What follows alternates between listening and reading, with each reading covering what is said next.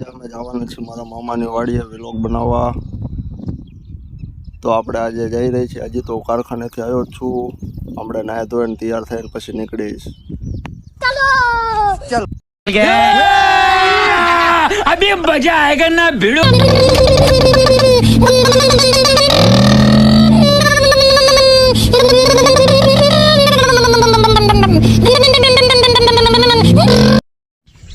Finally અમે આવી ગયા છીએ મામાની વાડીએ. તમે જોઈ શકો છો મામાની વાડીએ કારેલા વાયેલા છે. તો ચાલો કારેલા દેખાડું. જે કોઈ મિત્રોને જોઈ લ્યો તાજા તાજા કારેલા.